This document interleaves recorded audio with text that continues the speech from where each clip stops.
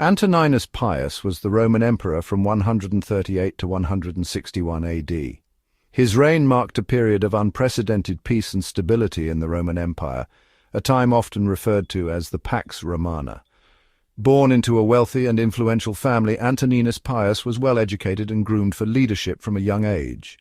His full name was Titus Aurelius Fulvus Boionius Arius Antoninus, but history remembers him simply as Antoninus Pius. He was one of the 5 good emperors, a group of rulers who were known for their competent and benevolent governance.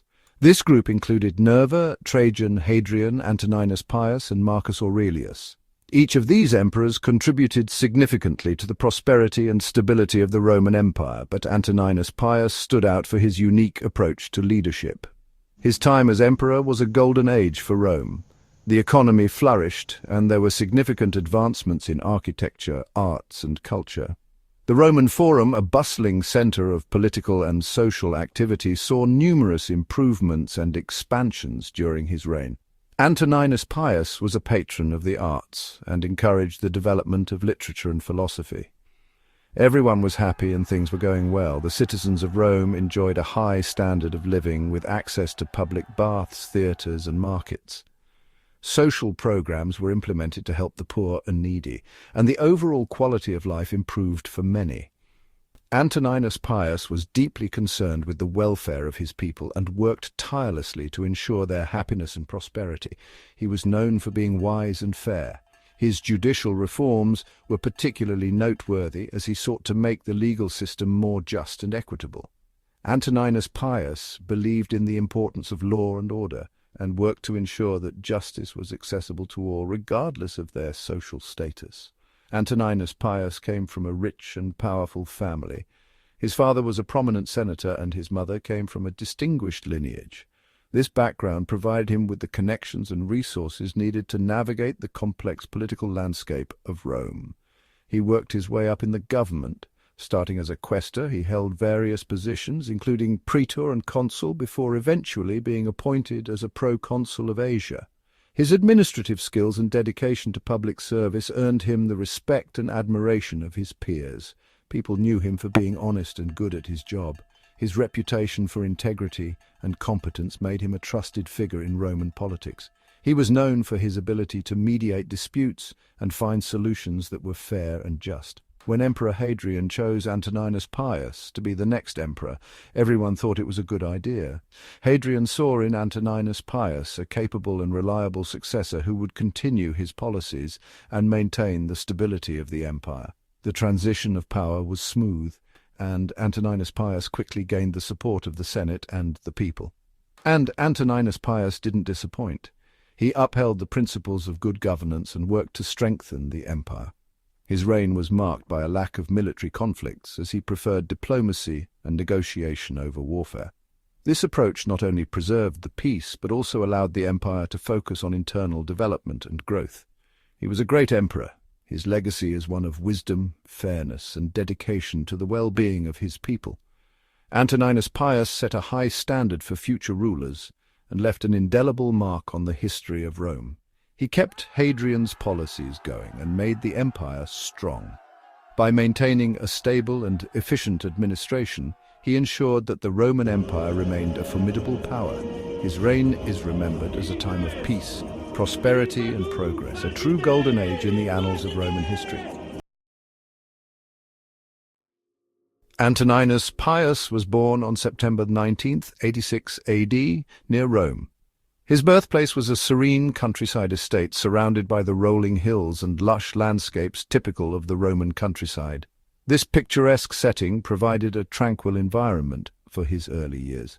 His family was important in the government. They were part of the Roman elite, deeply involved in the political and social fabric of the empire. His father, Titus Aurelius Fulvus, held several significant positions, including consul, which was one of the highest offices in the Roman Republic.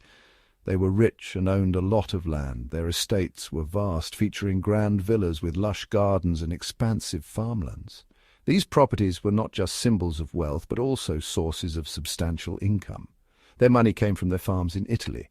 These farms were meticulously managed and produced a variety of crops, including grains, olives, and grapes. The agricultural output not only sustained their wealth, but also contributed to the local economy. Antoninus Pius got a good education.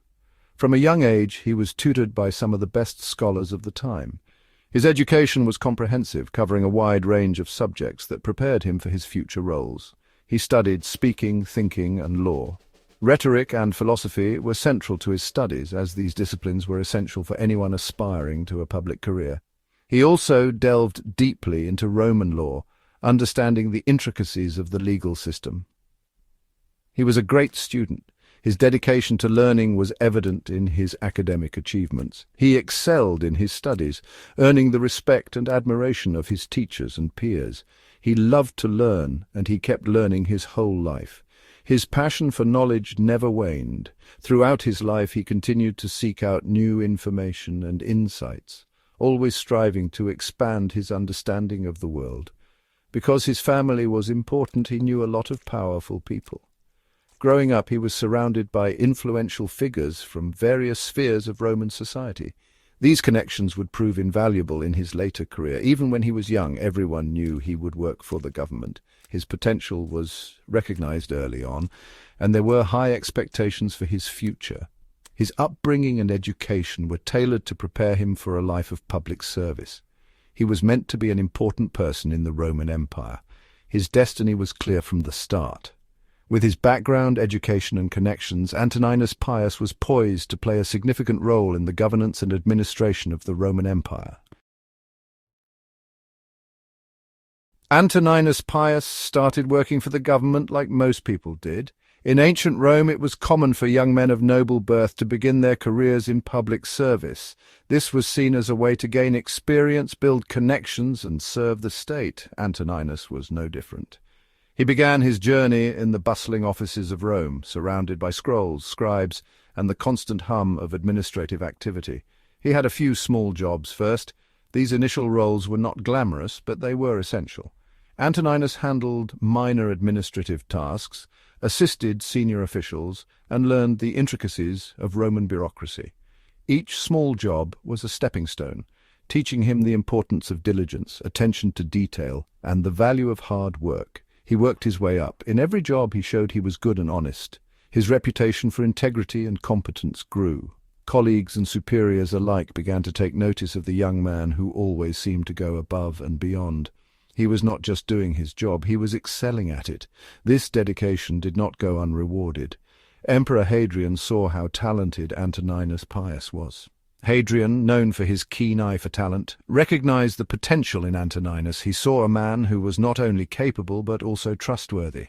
In a world where political maneuvering and corruption were common, Antoninus's honesty stood out, so Hadrian gave him important jobs.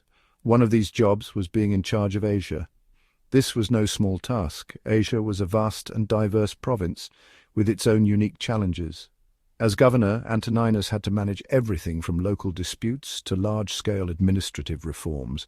His ability to handle these responsibilities with fairness and efficiency further solidified his reputation. It was a tough job, but Antoninus Pius was good at it and fair. He approached each challenge with a calm and measured demeanor, always seeking to understand the needs and concerns of the people he governed. His fairness earned him the respect and loyalty of those he served, making him a beloved figure in the province. In 138 AD, Hadrian made Antoninus Pius his son and said he would be the next emperor. This was a significant moment in Roman history. The adoption was not just a personal gesture, it was a political statement. By choosing Antoninus as his successor, Hadrian was ensuring that the values of integrity, fairness, and competence would continue to guide the empire. This was a big deal. It showed how much Hadrian liked and trusted Antoninus Pius. The announcement was met with widespread approval, as many in Rome had come to admire Antoninus for his dedication and service. It marked the beginning of a new chapter in Roman history, one that would be defined by the leadership and vision of Antoninus Pius. When Hadrian died, Antoninus Pius became emperor. He was 51 years old. He was ready to be emperor. He knew a lot about Roman laws and how the government worked. He was also good at managing things. Antoninus Pius's time as emperor was peaceful. He liked talking things out instead of fighting. He was friends with Rome's neighbors. He focused on keeping the empire safe, not making it bigger. He was a fair and kind ruler. He didn't give harsh punishments to criminals. He believed in second chances. He also tried to make life better for regular people. Life was good when Antoninus Pius was emperor. People were trading and the empire was peaceful. This helped the economy grow. Antoninus Pius was good with money. He lowered taxes and didn't spend money if he didn't have to. He used the empire's money to build roads, water systems, and temples. He also helped cities that had natural disasters like earthquakes or floods. This showed people he cared about them. Antoninus Pius loved his family. He was married to Faustina the Elder. They had 4 children. When Faustina died in 141 AD, he was very sad. He built a temple for her. He also asked the Senate to make her a goddess. He was a good father to his children.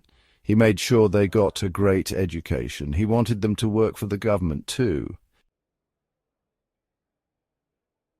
Antoninus Pius was emperor for 23 years. He died in 161 AD when he was 74 years old. He died of old age at his home. His death made the Roman Empire very sad. Marcus Aurelius and Lucius Verus, his adopted sons, became the next emperors. Everyone missed him. They remembered him as a wise and fair ruler who brought peace and good times to Rome.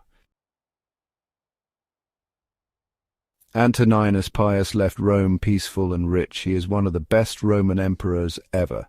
His time as emperor was a golden age for Rome. He was good at his job. He was fair and kind. He loved his family. He was a good example for all Romans. Marcus Aurelius, who became emperor after him, continued his work. Antoninus Pius made a big difference to the Roman Empire. Because of his work, Rome was peaceful and rich for over 200 years. We still remember him today as a great emperor. People admire him because he was wise, fair, and kind. He showed other emperors how to be good leaders. He reminds us that even when things are bad, peace and good times are possible.